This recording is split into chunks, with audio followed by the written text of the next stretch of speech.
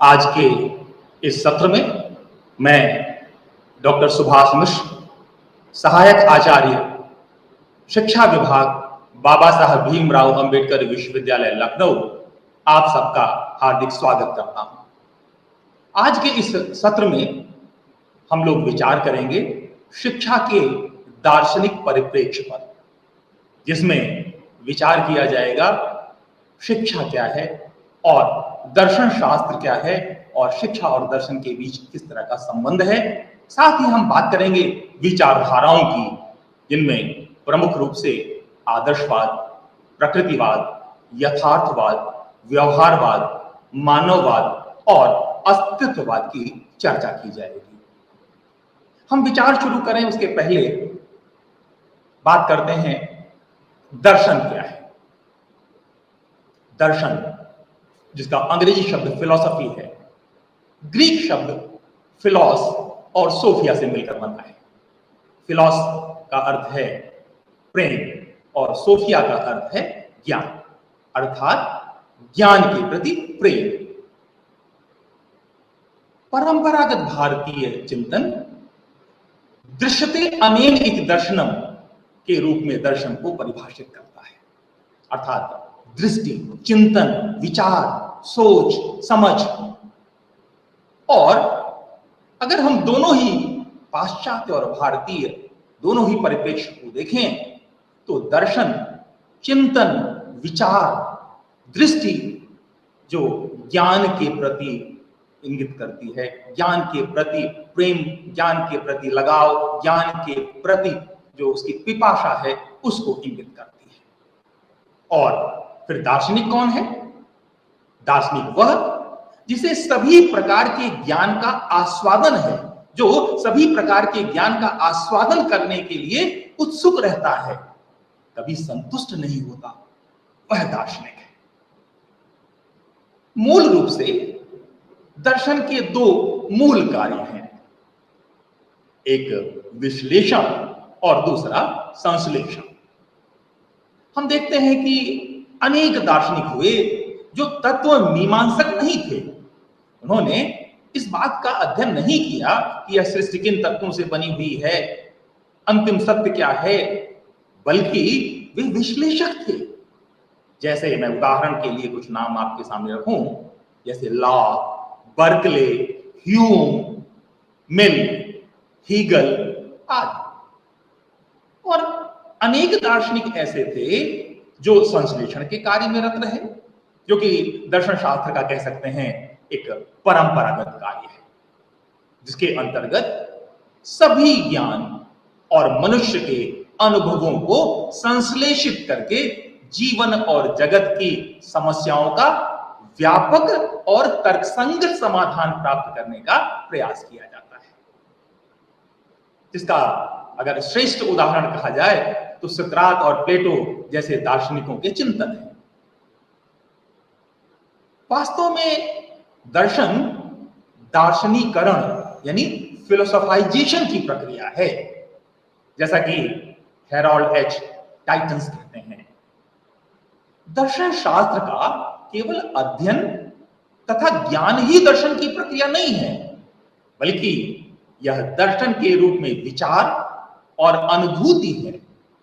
इसे हम नवीन ज्ञान की खोज या किसी नवीन सिद्धांत या विचार की स्थापना या नवीन ज्ञान के परीक्षण के रूप में भी देख और समझ सकते हैं। इस तरह से हम कह सकते हैं कि किसी नवीन ज्ञान की रचना या ज्ञान की जांच करना या उसका संश्लेषण विश्लेषण करना, उनके कारणों का पता लगाना, उनके कार्य कारणों का संबंध देखना अथवा उनके आधारों को जानने का प्रयास करना दार्शनिकरण कहा जा सकता है। हम कह सकते हैं दार्शनिकरण सत्य तक पहुंचने की प्रक्रिया है, यह सत्य तक पहुंचने का मार्ग है। और हम कह सकते हैं दर्शन शास्त्र मानव मस्तिष्क में प्रश्नों को जन्म देता है, जिज्ञासा उत्पन्न करता है, उत्तर खोजने के लिए उद्वेलित करता है, और इसके परिणाम स्वरूप मनुष्य विद्यमान ज्ञान या अनुभवों का उपयोग करते हुए नवीन ज्ञान का सृजन करता है, नवीन ज्ञान का निर्माण करता है, नवीन ज्ञान की खोज करता है।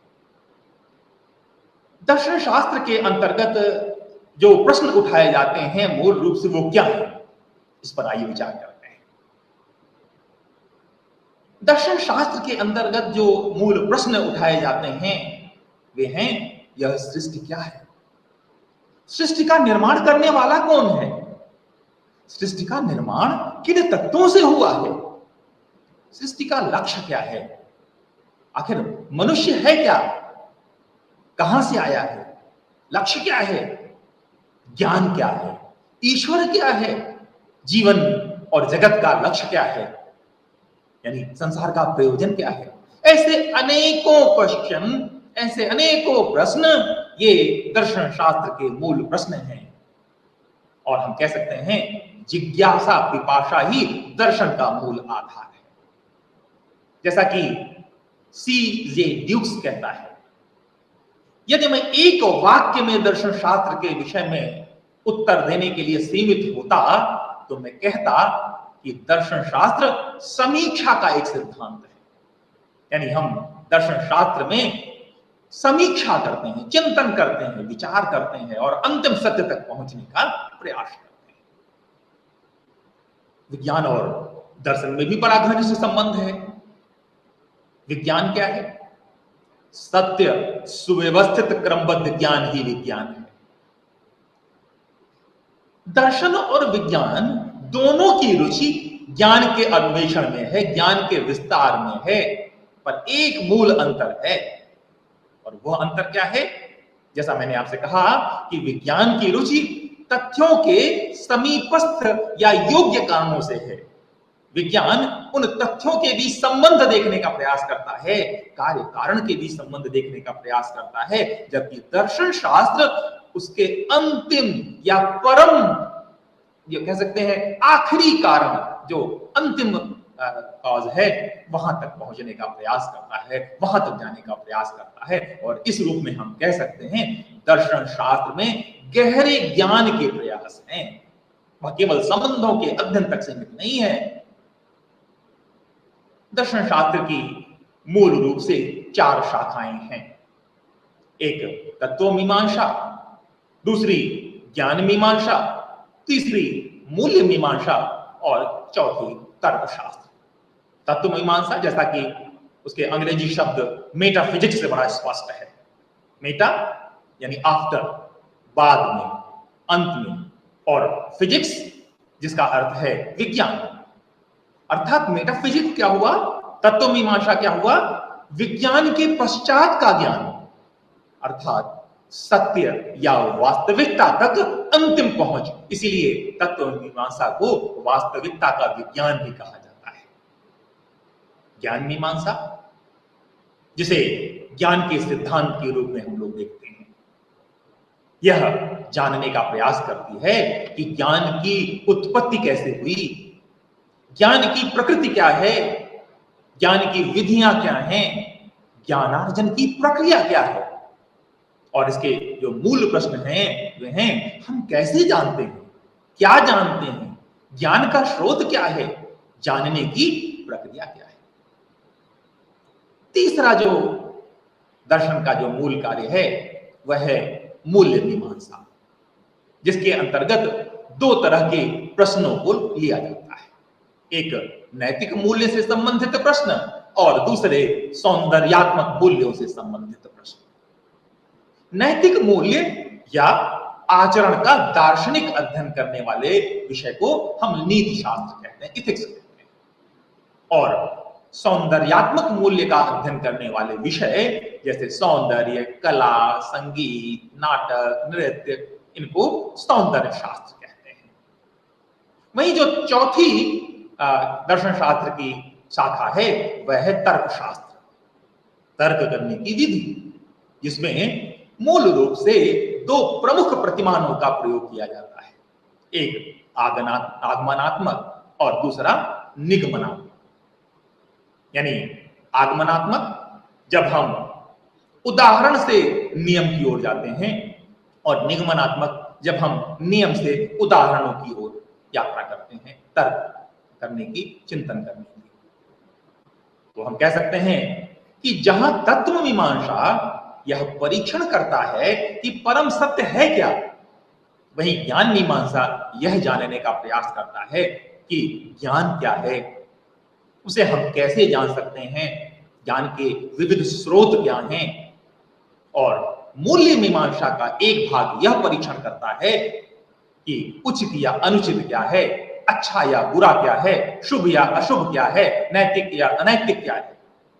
वहीं दूसरा पक्ष सौंदर्यात्मक मूल्यों का परीक्षण करता है और सौंदर्यात्मक मूल्यों का परीक्षण करते हुए यह जानने का प्रयास करता है कि सुंदर क्या है, असुंदर क्या है। और तर्कशास्त्र तार्किक नियमों के माध्यम से विचारों का सम्यक तार्किक विश्लेषण करता है, विवेचन करता है, परीक्षण करता है। दर्शन और शिक्षा के बीच बड़ा गहरा संबंध है। जैसा कि हम सब जानते हैं, शिक्षा क्या है? शिक्षा व्यक्ति के अंदर निहित अंतर्निहित शक्तियों का विकास है, यानी अंदर जो हमारे क्षमताएं निहित हैं उनका सर्वोत्तम विकास, उनको बाहर ले आने की प्रक्रिया है। शिक्षा व्यक्ति के व्यक्तित्व का सर्वांगीण विकास है। शिक्षा समायोजन की प्रक्रिया है। वही दर्शन शास्त्र निर्धारित करता है कि ये जो शिक्षा की जो प्रक्रिया है उसका उद्देश्य क्या है, उसकी पाठ्यचर्या क्या हो, शिक्षण विधि क्या हो, शिक्षक और छात्र की भूमिका किस प्रकार हो, किस प्रकार के अधिगम वातावरण का सृजन किया जाए। ऐसे प्रश्नों को दर्शन और शिक्षा आपस में अन्योन्याश्रित रूप से हल करने का प्रयास करते हैं, या यह कह लें इन संबंधों के माध्यम से संचालित करते हैं। इस संदर्भ में J.S. रॉस कहते हैं, दर्शन और शिक्षा एक ही सिक्के के दो पहलू हैं, जिसमें जो एक पहलू है वह है विचार और दूसरा पहलू है क्रिया। दर्शन उसका वैचारिक पहलू है और शिक्षा क्रियात्मक पक्ष, यानी हम दर्शन के माध्यम से विचार करते हैं और शिक्षा के माध्यम से उन विचारों को फलीभूत करते हैं, क्रियान्वित करते हैं।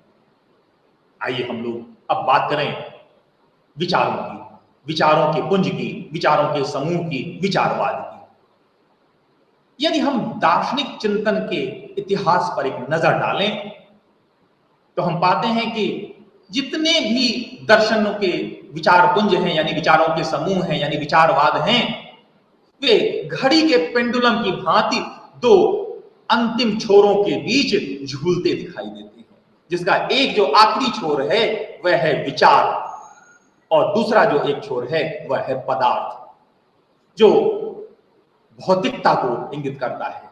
यानी एक छोर भौतिकता है, पदार्थ है, और दूसरा छोर विचार है।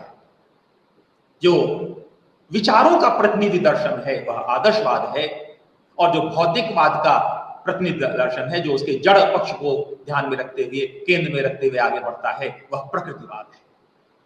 फिर हम यथार्थवाद और प्रयोजनवाद और साथ ही साथ जो अस्तित्ववाद, इन सब की भी बात करेंगे। पहले हम बात करते हैं आदर्शवाद क्या है। आदर्शवाद वह दार्शनिक विचारधारा है जो इस संपूर्ण ब्रह्मांड को विचारों से उद्भूत मानती है, विचारों से पैदा हुआ मानती है, विचारजन्य मानती है, और ये कहती है कि ये जो इंद्रिय ग्राह्य भौतिक जगत है वह विचार जगत का प्रकटीकरण मात्र है। और इसका निमित्त कौन है? ईश्वर। यह ईश्वर को संसार का कर्ता और आत्मा को उसी ईश्वर का अंश मानती है, और यह प्रतिपादन करती है कि मनुष्य जीवन का अंतिम लक्ष्य आत्मानुभूति है, और आत्मानुभूति के माध्यम से सत्यम शिवम सुंदरम के परम आदर्श की प्राप्ति और अंततः उसके माध्यम से ईश्वर की प्राप्ति। क्यों? क्योंकि ईश्वर का ही अंश तो है वह आत्मा। तो जब आप किसी कपड़े के एक अंश को देख लेते हैं तो उस पूरे कपड़े के बारे में जान लेते हैं। वैसे ही जब अंश अंशी का जहां संबंध है, जैसे ही अंशी को जान लेंगे आप पूर्ण को अपने आप जान लेंगे। तो यह विचारधारा मानती है कि ईश्वर की प्राप्ति के लिए आत्मानुभूति अंतिम लक्ष्य है। मूल जो विचार हैं इस दर्शन के, उनमें यह कह सकते हैं, पहली बात यह दर्शन मानता है कि जो विचार है वही कारण है इस ब्रह्मांड के उत्पन्न होने का, और ये जो भौतिक जगत है जिसे हम देख रहे हैं वह विचार जगत का प्रकटीकरण मात्र है। यथार्थ तो विचार है। ये कहते हैं ना, ब्रह्म सत्यम जगन मिथ्या जीवो ब्रह्म नापरा। ब्रह्म ही सत्य है, जगत मिथ्या है। और ब्रह्म कौन है? यह विचारों की अभिव्यक्ति है, विचारों का सृजन है। भौतिक जगत विचार जगत यानी आध्यात्मिक जगत की अपेक्षा कम महत्वपूर्ण है, क्योंकि भौतिक जगत आध्यात्मिक जगत से कम इंपॉर्टेंट है, कम महत्वपूर्ण है। आध्यात्मिक जगत जो विचार जगत है, क्योंकि वही तो जन्म का कारण है, वही श्रेष्ठ है। और मनुष्य संसार की सर्वश्रेष्ठ रचना है, जिसका विकास भौतिक और आध्यात्मिक दोनों ही शक्तियों पर निर्भर है।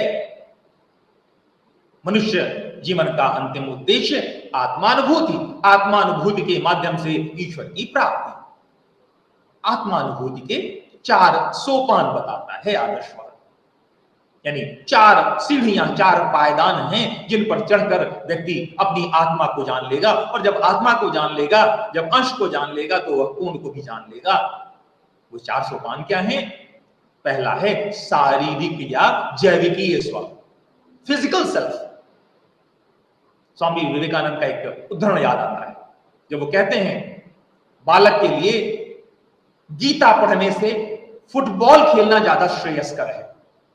इसका मतलब यह है कि वे फिजिकल सेल्फ को, फिजिकल डेवलपमेंट को, भौतिक विकास को महत्व देते हैं। कहते हैं कि जब अगर हमारी इंद्रियां मजबूत नहीं होंगी, हमारी ज्ञानेंद्रियां मजबूत नहीं होंगी, तो हम गीता के ज्ञान का भी रसास्वादन नहीं कर पाएंगे। इसलिए सबसे पहली आवश्यकता है कि स्वस्थ शरीर हो। स्वस्थ शरीर के साथ फिर सामाजिक स्व, जो दूसरा सोपान है, यानी जो हमारे आसपास का वातावरण है, उसका विकास हो, क्योंकि मनुष्य तो एक सामाजिक प्राणी है। एकाकी जीवन जी नहीं सकता, एकाकी जीवन में वह विकास कर नहीं सकता। और तीसरा जो सोपान है वह है बौद्धिक स्व, इंटेलेक्चुअल सेल्फ। कहता है कि जब शारीरिक स्व के बाद सामाजिक स्व, बौद्धिक स्व, इनको जब आगे बढ़ते हुए, इनको पार करते हुए जब व्यक्ति आगे बढ़ता है, तो वह आध्यात्मिक स्व की ओर बढ़ता है, विचारों की श्रेष्ठता की ओर बढ़ता है। बौद्धिकता जब अपने चरम पर पहुंचती है, तो वह आध्यात्मिक यानी सर्वोत्तम विचारों की ओर बढ़ती है, परम आदर्श की ओर आगे बढ़ती है। और जैसे ही वह आध्यात्मिक स्व की ओर आगे बढ़ता है, वह स्वयं अपनी आत्मा को जान लेता है, और अपनी आत्मा को जानते ही वह परमात्मा को जान लेता है, क्योंकि ये जो आत्मा है उसी परमात्मा का तो अंश है। प्रश्न उठता है कि फिर आदर्शवाद के अनुसार शिक्षा का उद्देश्य क्या है? तो शिक्षा का जो पहला प्रथम मूल उद्देश्य है वह है आत्मानुभूति का विकास करना। और आत्मानुभूति के विकास के साथ आध्यात्मिक मूल्यों का विकास करना। जैसे ही आध्यात्मिक मूल्यों का विकास होगा, वैसे ही सभ्यता व संस्कृति का विकास होगा, नैतिक और चारित्रिक विकास होगा, बालक के व्यक्तित्व का उन्नयन होगा, सर्वांगीण विकास होगा। और व्यक्तित्व विकास ही नहीं होगा, व्यक्ति के साथ साथ सामाजिक विकास भी होगा, सामाजिक हित भी सधेगा। इसलिए आदर्शवाद को अगर हम कह सकते हैं कि अगर आदर्शवाद का सबसे बड़ा कोई योगदान है, तो वह है शिक्षा के इतने ऊंचे आदर्शों को हमारे समक्ष रखना। अब इन आदर्शों की प्राप्ति के लिए पाठ्यचर्या क्या हो? आदर्शवादी विचारधारा का आधार, जैसा कि हमने आपसे कहा, सत्यम शिवम सुंदरम का शाश्वत मूल्य है। हॉर्न कहता है सत्यम शिवम सुंदरम के पाठ्यक्रमीय समानार्थक क्रमशः ज्ञान, कर्म और भावना को पोषित करने वाले विषयों का पाठ्यक्रम में समावेश होना चाहिए। प्लेटो सत्यम शिवम सुंदरम के अनुरूप यानी बौद्धिक, सत्यम के लिए बौद्धिक, शिवम के लिए नैतिक और सुंदरम के लिए कलात्मक क्रियाओं की बात करता है प्लेटो। बौद्धिक के लिए फिर विषय क्या होंगे? गणित, विज्ञान, भाषा, साहित्य, इतिहास, भूगोल। नैतिक के लिए धर्म, नीति शास्त्र, अध्यात्म शास्त्र। और कलात्मक के लिए कला, संगीत, नाटक, कहानी, कविता। इन उद्देश्यों और इन पाठ्यचर्या को कैसे प्राप्त किया जाए, यानी शिक्षण विधि क्या हो? शिक्षण विधियों के क्षेत्र में आदर्शवाद बहुत ही उदारवादी विचार रखता है। कहता है उद्देश्यों के अनुरूप कोई भी शिक्षण विधि आप अपना लीजिए, हम विधियों के स्वामी हैं, दास नहीं। हम किसी विधि तक सीमित नहीं हैं, हम किसी विधि के गुलाम नहीं हैं। यानी आदर्शवाद यह मानता है कि आवश्यकता के अनुरूप शिक्षण विधियों का चयन किया जाना चाहिए। फिर भी अगर हम आदर्शवादियों के द्वारा प्रयुक्त शिक्षण विधियों का अगर हम एक बार विश्लेषण करें, उन पर नजर डालें, तो हम पाते हैं कि प्रश्न विधि सुकरात की, संवाद विधि प्लेटो, आगमन निगमन विधि, वाद विवाद विधि, व्याख्यान विधि, समूह परिचर्चा विधि, खेल विधि, पंचपदी प्रणाली, ये ऐसी कुछ विधियां नहीं हैं जिनका आदर्शवादियों के द्वारा बहुतायत रूप से प्रयोग किया गया है। प्रश्न उठता है शिक्षक का क्या स्थान है आदर्शवाद की विचारधारा में? शिक्षक का स्थान बहुत ही ऊंचा है। शिक्षक पथ प्रदर्शक है। शिक्षक तो गुरु ब्रह्मा, गुरु विष्णु, गुरु देवो महेश्वरा, यानी इतनी उसकी महिमा मानी गई है। फ्रोवेल और पेस्टोलॉजी शिक्षक की तुलना माली से करते हैं। कहते हैं जैसे एक माली केवल अपने पौधों की निराई गुड़ाई और उनकी सेवा शुश्रूषा करके अपने पौधों को विकसित करता है, वैसे ही शिक्षक अपने इस बाग जिसमें उसके विद्यार्थी पुष्प के समान हैं, उन्हें उनकी देखभाल करते हुए निराई गुड़ाई उनके साथ अनुशासन का बनाए हुए उनकी अपूर्णता को पूर्णता की ओर अग्रसर करता है। क्योंकि ये मानता है कि छात्र तो अभी अपूर्ण है, वह पूर्णता की ओर अग्रसर है। उसमें शिक्षक छात्र की एक मित्र के समान, एक माली के समान, एक पथ प्रदर्शक के समान भूमिका निभाता है। हम कह सकते हैं कि आदर्शवाद ईश्वर की सत्ता में विश्वास करता है। ईश्वर की सत्ता में विश्वास के साथ साथ आध्यात्मिक परिपूर्णता को अपना लक्ष्य मानता है। आध्यात्मिक संसार के अस्तित्व में विश्वास करता है। आध्यात्मिक मूल्य सर्वोच्च और सर्वव्यापी है ऐसा मानता है, और कहता है कि ये जो मूल्य हैं यानी शाश्वत मूल्य हैं, वे पूर्व निर्धारित हैं, शाश्वत हैं, सनातन हैं। और कह सकते हैं कि आदर्शवाद एक सत्तावादी विचारधारा है, जो जैसा कि मैंने शुरुआत में कहा, वह एक ऐसे आखिरी छोर का प्रतिनिधित्व करती है जो विचारों को ही अंतिम सत्य मानता है, एकमात्र विचार की सत्ता में विश्वास करता है। वही प्रकृतिवाद जो दूसरे छोर पर है, वह दार्शनिक विचारधारा है जो इस ब्रह्मांड को प्रकृतिजन्य मानती है। आदर्शवाद विचारजन्य मानता है, वहीं प्रकृतिवाद ब्रह्मांड को प्रकृतिजन्य मानती है और मानती है कि भौतिक संसार ही सत्य है, इसके अतिरिक्त कोई आध्यात्मिक संसार नहीं है, केवल प्रकृति ही सब कुछ है। प्रकृति से परे, प्रकृति के बाद, उससे इतर कुछ भी नहीं है। अतः मानव को प्रकृति की खोज करनी चाहिए, जो केवल विज्ञान के द्वारा संभव है। वर्तमान सभ्यता और सामाजिक विकास के कारण मानव प्रकृति से दूर होता चला गया है।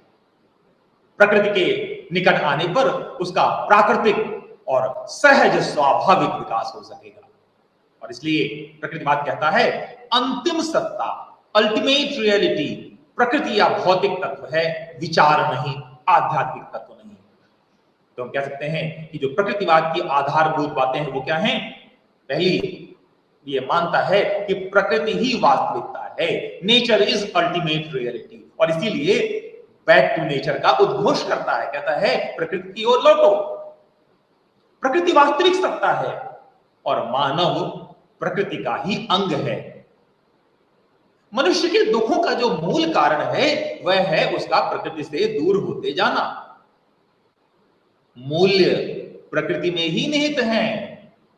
आत्मा, परमात्मा, ये दुनिया, दूसरी दुनिया, आध्यात्मिक दुनिया जैसी कोई दुनिया नहीं है। जो यह दुनिया जो इंद्रियों से देखी जा सकती है, जो भौतिक संसार है, वही सत्य है। और इसलिए प्रकृतिवाद इंद्रिय ज्ञान और वैज्ञानिक ज्ञान पर बल देता है। प्रकृतिवादी दर्शन जो उसका शिक्षा का पक्ष है, शैक्षिक पक्ष है, अगर उसकी बात करें तो वह प्रकृति के अनुसार शिक्षा की बात करता है। शिक्षा का केंद्र बिंदु बालक को घोषित करता है और इसीलिए प्रकृतिवाद को कह सकते हैं बाल केंद्रित शिक्षा का जन्मदाता माना जाता है। प्रकृति की ओर लौटो का उद्घोष करते हुए पुस्तकीय ज्ञान का विरोध करता है प्रकृतिवाद और कहता है कि बालक को उसकी मूल प्रकृति में रहने दीजिए और वह अपनी मूल प्रकृति में रहकर जो शिक्षा प्राप्त करेगा वह निश्चित रूप से उसे सर्वोत्तम विकास की ओर ले जाएंगी। और इसलिए कहता है बालक की खुशहाली पर वो बल देता है। बच्चा खुश कहां रहेगा? प्रकृति में, अपने स्वभाव में, जो उसका मूल स्वभाव है।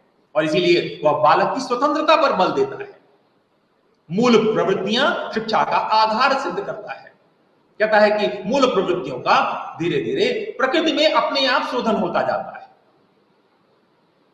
प्रकृतिवाद शिक्षा के उद्देश्य तय करते हुए विशेष रूप से अगर हम स्पेंसर की बात करें तो स्पेंसर कहता है कि शिक्षा का उद्देश्य, जो प्रथम उद्देश्य है, व्यक्ति को आत्मरक्षा के लिए तैयार करना, अपनी रक्षा स्वयं कर सके, जीवन की मौलिक आवश्यकताओं की पूर्ति के लिए आर्थिक रूप से तैयार करना, संतति पालन की कला में प्रवीण बनाना, अवकाश के समय का सदुपयोग करने में सक्षम बनाना। रूसो शिक्षा के उद्देश्य को बताते हुए कहता है कि मानव को प्रकृति के अनुकूल जीवन व्यतीत करने योग्य बनाना ही शिक्षा का एकमात्र उद्देश्य है। मैकडूगल मूल प्रवृत्तियों को रूपांतरित करके उन्हें समाजोपयोगी कार्यों में लगाना शिक्षा का उद्देश्य सिद्ध करता है। और वहीं जैविक प्रकृतिवाद वातावरण के अनुकूलन को शिक्षा का उद्देश्य मानते हुए अस्तित्व के लिए संघर्ष, स्ट्रगल फॉर एग्जिस्टेंस और सर्वाइवल ऑफ द फिटेस्ट, सर्वोत्तम की उत्तरजीविता के लिए तैयार करने की बात करता है। फिर पाठ्यचर्या क्या होगी? जैसा कि स्पेंसर ने कहा उसी के अनुरूप फिर पाठ्यचर्या यानी आत्मरक्षा के लिए शरीर विज्ञान का अध्ययन, मौलिक आवश्यकताओं की पूर्ति के लिए रोजगार धंधा जरूरी, इसलिए गणित, यांत्रिकी, भौतिकी, रसायन, जैविकी, इन सबका अध्ययन करना होगा। सुयोग्य माता पिता बनने के लिए शरीर विज्ञान और मनोविज्ञान का अध्ययन करना होगा। सामाजिक राजनीतिक संबंधों को निभाने की क्षमता उत्पन्न करने के लिए सामाजिक विज्ञान का अध्ययन करना होगा, सोशल साइंसेस का अध्ययन करना होगा। अवकाश के समय का समुचित उपयोग करने के लिए, तर्कसंगत उपयोग करने के लिए साहित्य, संगीत, ललित कलाओं का अध्ययन करना। रूसो का जो रूमानी प्रकृतिवाद है वो कहता है कि आरंभिक शिक्षा के लिए किसी पाठ्यक्रम की कोई आवश्यकता नहीं है। प्रकृति की गोद ही वास्तविक पाठ्यक्रम है। हाँ, बाल्यावस्था के लिए जरूर वह कहता है कि बाल्यावस्था के पाठ्यक्रम में ज्ञानेंद्रियों के विकास पर बल देने की आवश्यकता है और इसलिए तैरना, खेलना, कूदना, दौड़ना, पेड़ों पर चढ़ना ऐसा पाठ्यक्रम होना चाहिए। और किशोरावस्था के पाठ्यक्रम में प्राकृतिक विज्ञान, नेचुरल साइंसेस, भाषा, गणित, साहित्य, कला, संगीत, इनकी बात करता है। अगर हम शिक्षण विधियों की बात करें तो प्रकृतिवाद शिक्षण विधियों के परंपरागत रूप की आलोचना करता है और कहता है कि शिक्षण विधियों में भी नित्य नवीन परिवर्तन होते रहने चाहिए और मूलतः 3 सिद्धांतों पर वह शिक्षण विधियों को आधारित करता है। कहता है 3 जो आधार हैं, जो मूल रूप से सिद्धांत हैं, उन पर आधारित होनी चाहिए हमारी शिक्षण विधियां। पहला, प्रिंसिपल ऑफ ग्रोथ, दूसरा प्रिंसिपल ऑफ एक्टिविटी यानी क्रिया का सिद्धांत, और तीसरा प्रिंसिपल ऑफ इंडिविजुअलाइजेशन वैयक्तिकरण, जो व्यक्ति की जो इंडिविजुअलिटी है, जो उसकी मूल प्रवृत्ति है, उसकी ओर इशारा करता है। यानी वह पुनः वही आ जाता है कि व्यक्ति की जो उस अपनी मूल प्रकृति है उसके अनुरूप शिक्षा दी जानी चाहिए। प्रकृतिवाद मुक्त्यात्मक अनुशासन का पक्षधर है, जहां बालक पर किसी प्रकार का कोई दबाव नहीं होना चाहिए। कहता है बालक के लिए विद्यालय है, न कि विद्यालय के लिए बालक। निर्विघ्न स्वतंत्रता की बात करता है।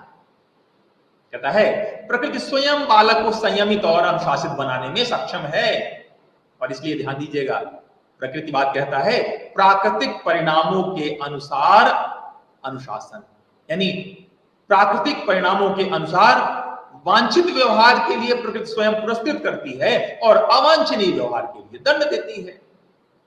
इसलिए समाज सम्मत नहीं, प्रकृति सम्मत अनुशासन की बात करता है। और एक उदाहरण के रूप में समझेंगे इसको। कहता है कि अगर कोई बच्चा ठंड के दिनों में अपने कमरे के खिड़की का कांच तोड़ दे तो उसे ठंड लगने दीजिए, वह उसकी प्रकृति स्वयं बता देगी कि उसने गलत कार्य किया है, अवांछनीय कार्य किया है। यद्यपि यह अपने आप में थोड़ा मुश्किल कार्य है कि क्या हम बच्चे को इस तरह के कठोर अनुशासन पर हम छोड़ सकते हैं, उसे उस प्राकृतिक अनुशासन जिसकी कि वह शायद समझ भी ना रख पा रहा हो, उसके लिए हम क्या उसे स्वतंत्र कर सकते हैं? यह अपने आप में दूसरा समीचीन प्रश्न है, जिसका प्रकृतिवादी उत्तर देने में बहुत सक्षम नहीं पाते। तो इस तरह कह सकते हैं कि प्रकृतिवाद मानता है कि यह प्रकृति की गोद ही विद्यालय है, प्रकृति ही सर्वोत्तम शिक्षिका है, ईश्वर की सत्ता में कोई विश्वास नहीं, प्रकृति को ईश्वर का स्थानापन्न एक तरह से घोषित करता है। कहता है प्रकृति ही अंतिम सत्य है, यह द्रव्य पदार्थ में विश्वास करते हुए भौतिक और प्राकृतिक सिद्धांत को सर्वोच्च सर्वव्यापी सिद्ध करता है। सर्वोच्च कहता है मूल्य, जो सर्वोच्च आदर्श है वह प्रकृति में है। और इसलिए जहां आदर्शवाद एक सत्तावादी विचारधारा है, जो विचारों की एक सत्ता में विश्वास करता है, एक छोर पर जाता है, वहीं प्रकृतिवाद भी एक सत्तावादी विचारधारा है, मोनिस्टिक फिलॉसफी है, जो एकमात्र सत्ता किसकी, प्रकृति की सत्ता में विश्वास करता है। Rousseau, Huxley, Spencer, Bernard Shaw और भारतीय दार्शनिकों में रविन्द्रनाथ टैगोर को प्रकृतिवाद का प्रवर्तक, मुख्य प्रवर्तक माना जा सकता है। मानवतावाद, प्रकृतिवाद का एक रूप मानवतावाद भी दिखाई देता है, जिसमें वह मनुष्य से परे किसी अन्य शक्ति में विश्वास नहीं करता। वैज्ञानिक मानवतावादी मानता है कि मनुष्य अपनी बुद्धि का प्रयोग करके बिना किसी सुपरनेचुरल पावर में विश्वास किए, जो ईश्वर और इस तरह की जो हम सुपरनेचुरल पावर में विश्वास करते हैं, बिना कोई उसमें विश्वास किए हुए, बिना उसका आश्रय लिए हुए, अपनी बुद्धि से, अपने विवेक से, अपने अंदर निहित मानवीय क्षमताओं का उपयोग करते हुए, अपने अंदर की सृजनात्मक शक्तियों का उपयोग करते हुए सभ्यता का सृजन करता है और विकास करता है। इस तरह से कह सकते हैं मानवतावाद के अनुसार शिक्षा का उद्देश्य है मनुष्य की पूर्णता एवं श्रेष्ठता का विकास। अब बात करते हैं यथार्थवाद, जो एक तीसरा जो महत्वपूर्ण शिक्षा दर्शन है, जो शिक्षा को जिसने बहुत ज्यादा प्रभावित किया है। यथार्थवाद का जो अंग्रेजी शब्द है रियलिज्म, लैटिन शब्द रैलिस से बना है। रैलिस रेस और इज्म से बना है। रेस का अर्थ है वस्तु और इज्म का अर्थ है विचार, यानी रियलिज्म क्या हुआ, वस्तु संबंधी विचारधारा। रियलिज्म को रियल प्लस इज्म भी कहते हैं। रियल यानी वास्तविकता और इज्म यानी विचारधारा, वास्तविकता से संबंधित विचारधारा। आदर्शवाद के ठीक विपरीत भौतिकतावाद पर आधारित दर्शन, जो यह मानता है कि प्रत्येक वस्तु, पदार्थ तथा द्रव्य का स्वतंत्र अस्तित्व होता है, चाहे वह हमारे ज्ञान या विचार में हो या ना हो। अर्थात संपूर्ण सत्ता निरंतर अपना पूर्ण स्थान रखती है, पूर्ण स्थिति रखती है। यह आवश्यक नहीं कि हमें संपूर्ण सत्ता की प्रत्येक वस्तु, प्रत्येक पदार्थ या प्रत्येक प्रत्ययों का ज्ञान हो ही। जिन वस्तुओं का हमें ज्ञान नहीं होता, अस्तित्व तो उनका भी होता है। वास्तव में प्रत्येक वस्तु या पदार्थ का अपना स्वतंत्र अस्तित्व होता है और इनका हमारे ज्ञान या विचार से कोई संबंध नहीं है। इनके अस्तित्व, गुणधर्म तथा प्रकृति के कारण ही हम उनके संबंध में ज्ञान और विचार करते हैं। इस तरह हम कह सकते हैं कि यह विचारधारा जगत को उसी रूप में स्वीकार करती है जिस रूप में हमें अपनी इंद्रियों से प्रत्यक्ष रूप से दिखाई देता है या हमें जैसा प्रत्यक्ष रूप से अनुभव होता है। अतः यह केवल इंद्रियों द्वारा प्राप्त ज्ञान की सत्यता में विश्वास करती है और यह कहती है कि ये जो दृश्य जगत है, जो हमारे सामने दिखाई दे रहा है, ये दृश्य भौतिक जगत है, यह यथार्थ है। और कैसा यथार्थ है? जिस रूप में हमें दिखाई दे रहा है उसी रूप में सत्य है। अगर हम इसके फंडामेंटल फिलॉसफी यानी आधारभूत दर्शनों की बात करें तो हम कह सकते हैं कि इस दर्शन के अनुसार सत्य वस्तु की प्रकृति है। सत्य वस्तु की प्रकृति है जिसका मानव मस्तिष्क पता लगाता है, न कि निर्माण करता है। वस्तु का गुण प्रमुख है और वह अपने गुण के कारण ही हमारी दृष्टि में आती है। कहता है कि वस्तु का गुण प्रमुख, मानव अनुभव और क्रिया गौण है। बाह्य अर्थात ये जो दृश्य जगत है मिथ्या नहीं है बल्कि पूर्णतया सत्य है। मूर का एक कथन है, कहते हैं अस्तित्व प्रत्यक्ष में है, एग्जिस्टेंस इज इन परसीविंग, यानी अस्तित्व प्रत्यक्ष में है। हम जो देखते हैं या सुनते हैं या अनुभव करते हैं वह सब हमारे प्रत्यक्ष रूप में होता है और जो कुछ प्रत्यक्ष है वही सत्य है। तो इसलिए इंद्रियों की सत्ता में यह विश्वास रखती है ये फिलॉसफी, ये दर्शन, और मानता है कि senses are the gateway of knowledge. इंद्रियां ही हमारे ज्ञान प्राप्ति का द्वार हैं। इंद्रियां ज्ञान का प्रवेश द्वार हैं।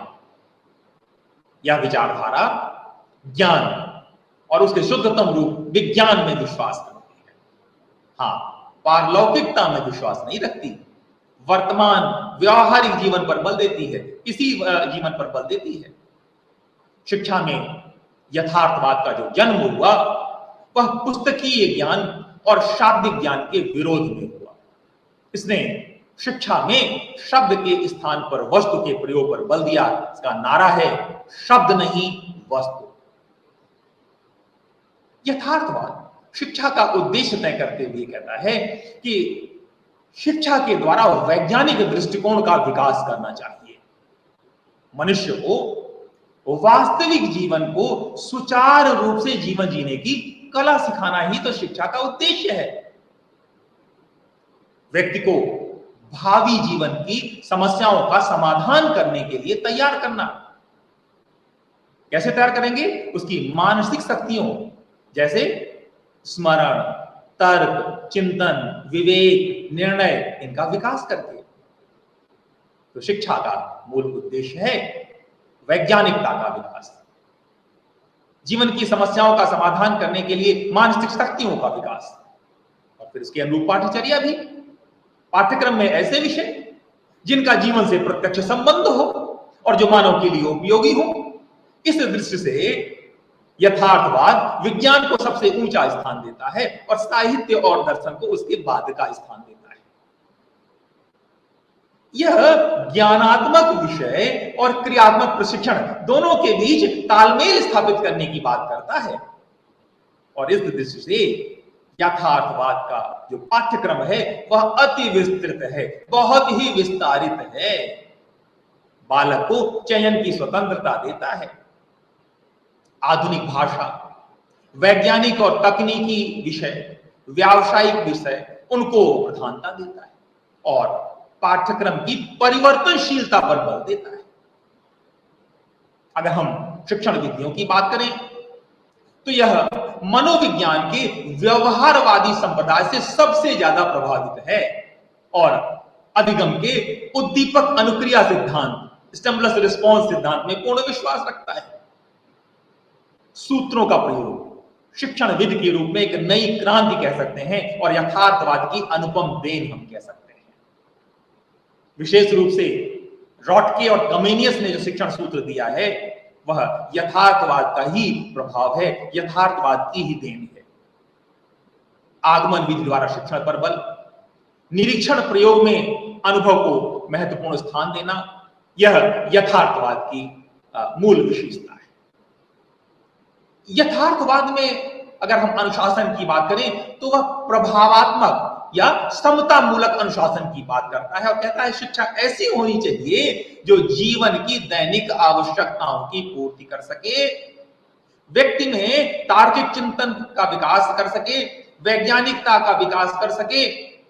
पुस्तकीय व शाब्दिक ज्ञान शिक्षा नहीं है, अपितु वस्तु का वास्तविक यथार्थ वैज्ञानिक ज्ञान ही शिक्षा है। तो हम कह सकते हैं कि यथार्थवाद ईश्वर की सत्ता में विश्वास नहीं करता, केवल भौतिक संसार के अस्तित्व में विश्वास करता है, वैयक्तिक और सामाजिक विकास में विश्वास करता है, यद्यपि वैयक्तिकता को ज्यादा महत्व देता है, कार्य कारण संबंधों पर बल देता है, वैज्ञानिक सिद्धांत को सार्वभौमिक मानता है और कहता है कि जीवन की जो वास्तविक समस्याएं हैं वही आदर्श हैं, वही मूल्य हैं, वही मूल्यवान हैं, पूर्णतया वैज्ञानिक दृष्टिकोण। और इसलिए इसे हम बहुसत्तावादी विचारधारा कह सकते हैं, प्लूरिस्टिक फिलॉसफी कह सकते हैं। चौथा जो बड़ा महत्वपूर्ण दर्शन जिसने शिक्षा को बहुत ज्यादा प्रभावित किया वह है प्रयोजनवाद।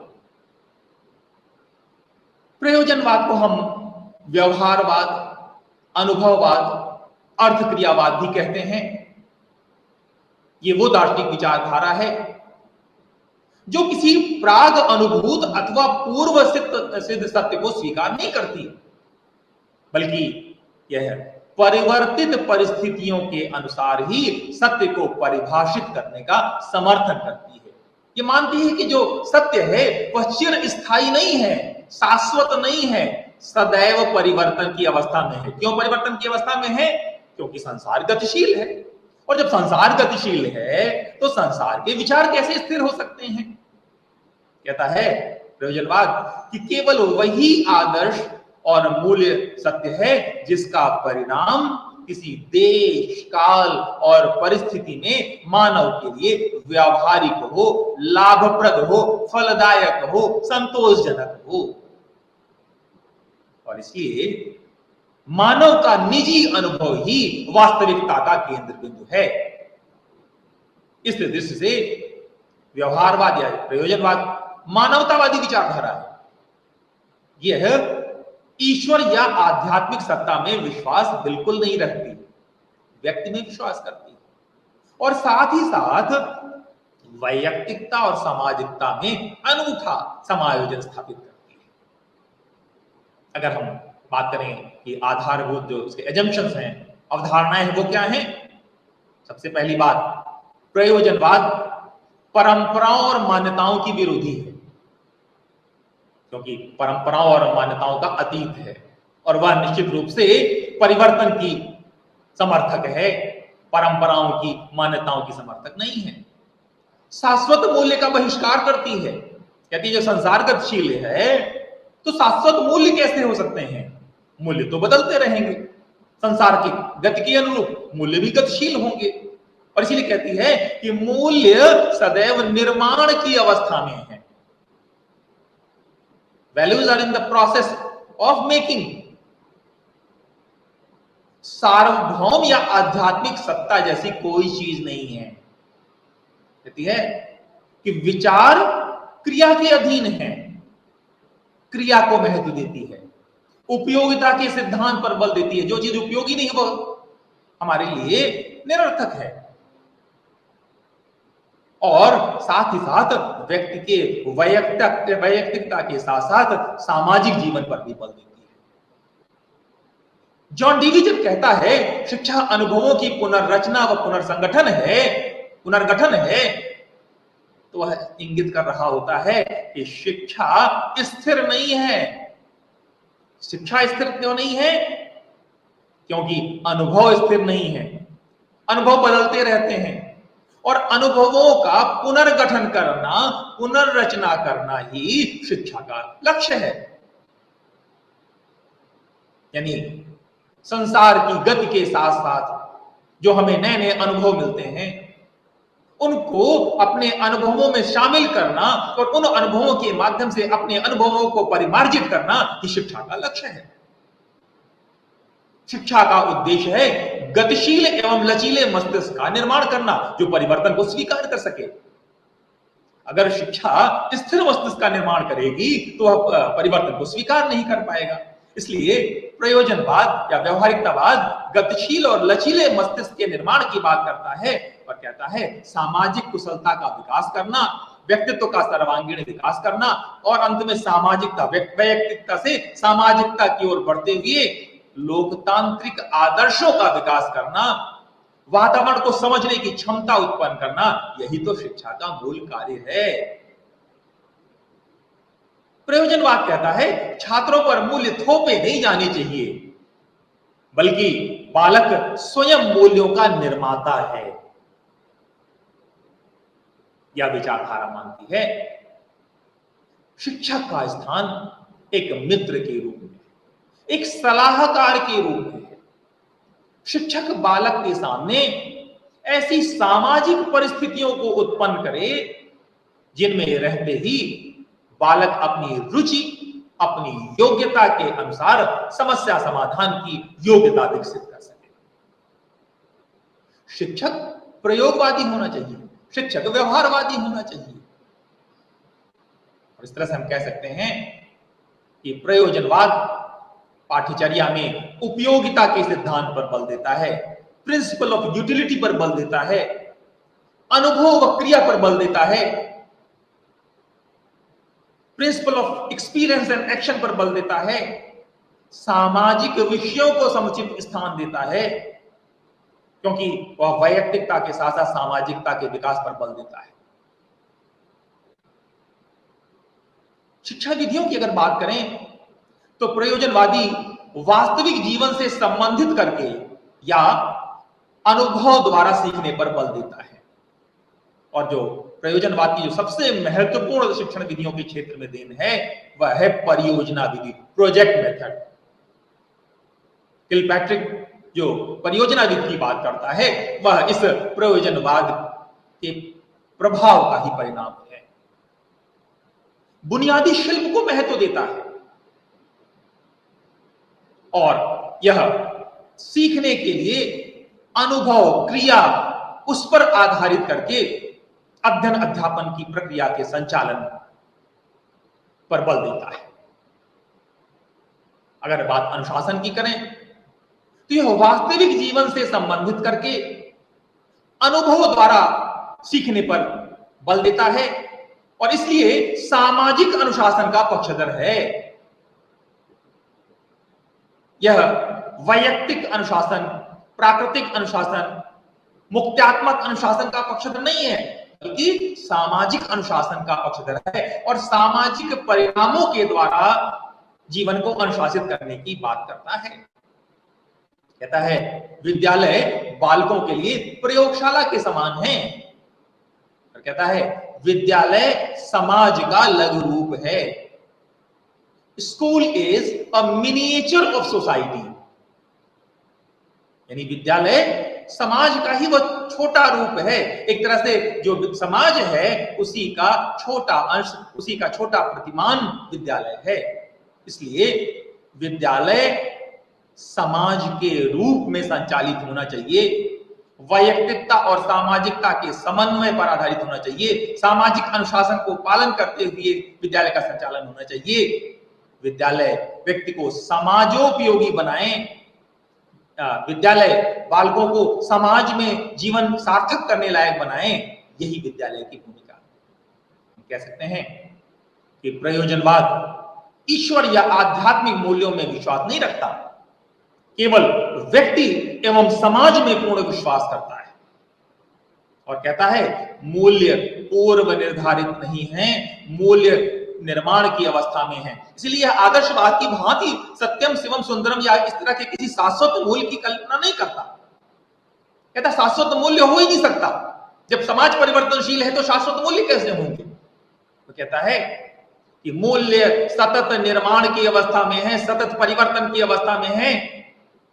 ठीक उसी तरह जैसे हेराक्लाइटस कहता है कि नदी की एक बूंद अगली बूंद से अलग है, समान नहीं है, नदी की हर बूंद बिल्कुल अलग है, वैसे ही यह जो मूल्य है वो सतत परिवर्तन की अवस्था में है, सतत बहाव की अवस्था में है, क्योंकि समाज सतत विकास की अवस्था में है, इसलिए शाश्वत मूल्य कैसे हो सकते हैं,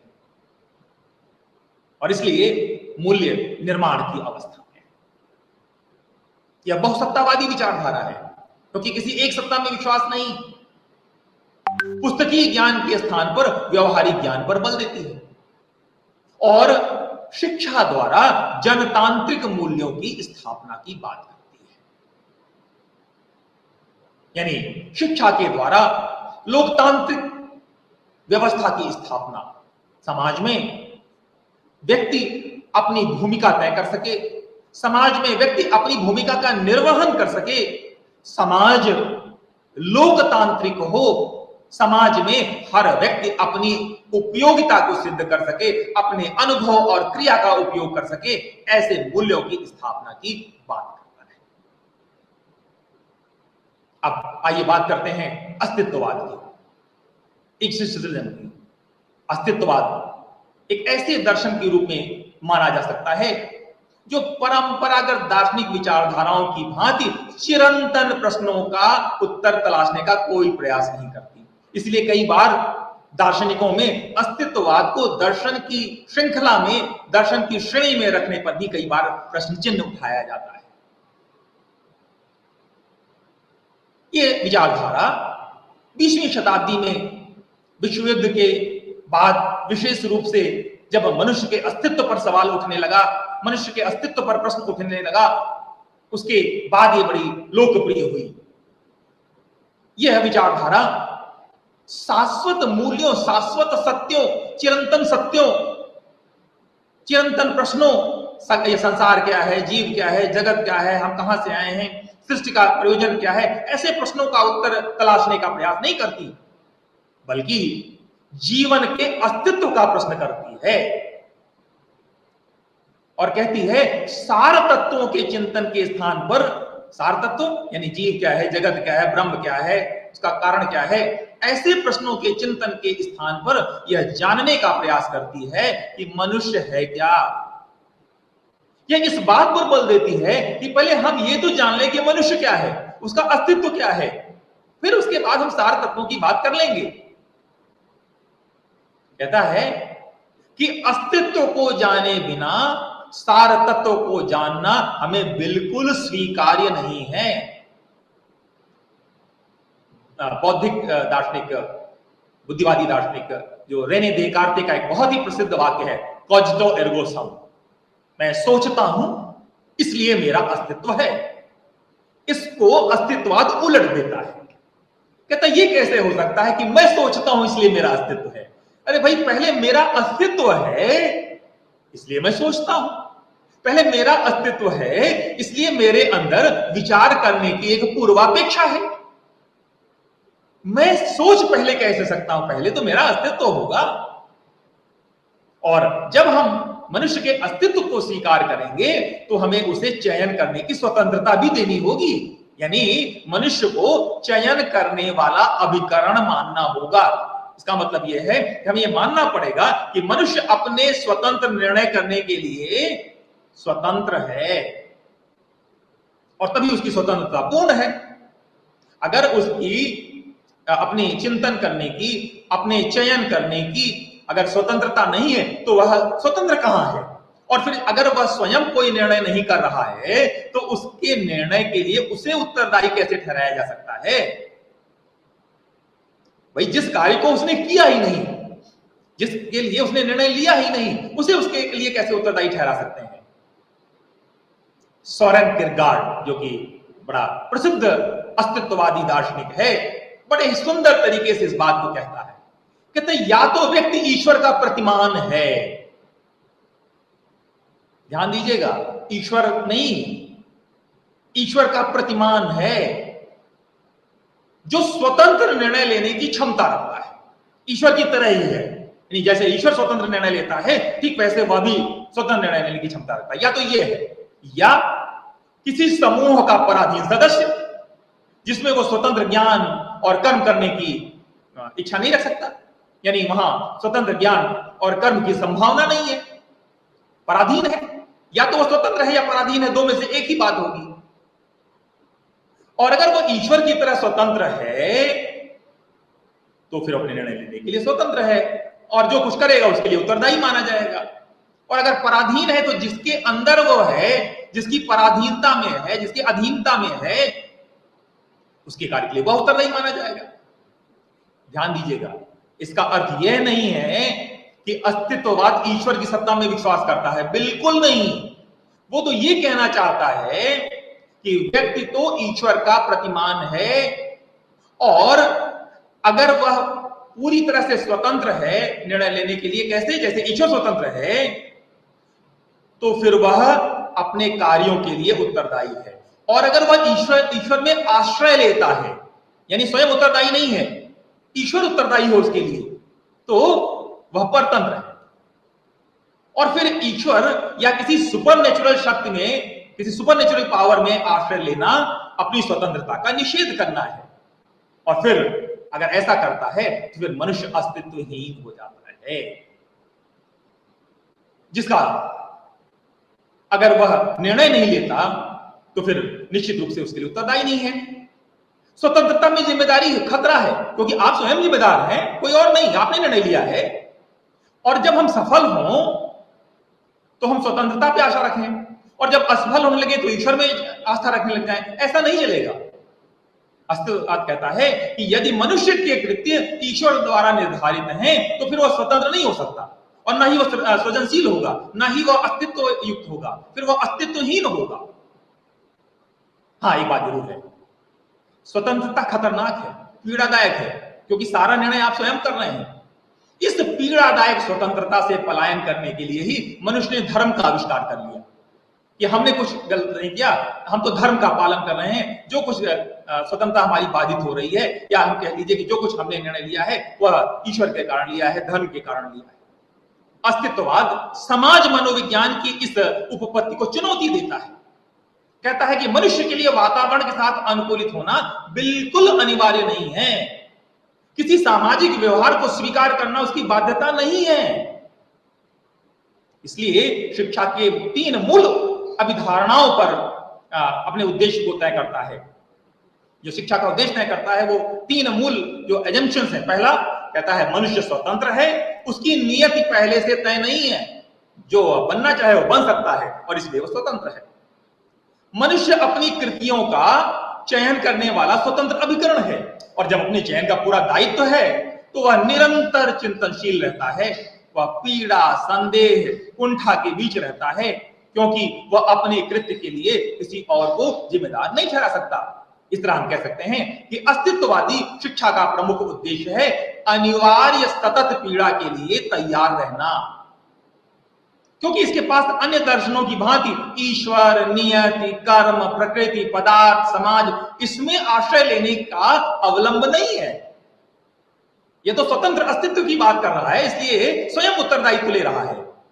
अस्तित्ववाद न तो दैवी उद्गम में विश्वास करता है और न ही भौतिक पदार्थों में, न वह मूल प्रवृत्तियों का दास है, न सामाजिक वातावरण द्वारा अनुकूलित होने वाला प्राणी, न वह शुभ है न अशुभ है, बल्कि मानता है कि वह केवल एक व्यक्ति है और एक व्यक्ति के रूप में पूरी तरह से स्वतंत्र अस्तित्व रखने वाला है। और इसलिए शिक्षा का उद्देश्य है वैयक्तिकता का पोषण, कोई सामूहिक शिक्षा नहीं, कोई सामूहिक उद्देश्य नहीं, पाठ्यचर्या ऐसी जिससे कि वह अपने अंदर निहित सत्य को खोज सके, मस्तिष्क का स्वतः संचालन करने की क्षमता विकसित कर सके, पूर्वाग्रहों, पूर्व निर्णित तथ्यों से मुक्त हो सके, ऐसी पाठ्यचर्या की बात करता है। और बौद्धिकता के खतरे से दूर करते हुए वह भावनात्मक पक्ष के विकास पर बल देता है, मानविकी विषयों को प्राथमिकता देता है।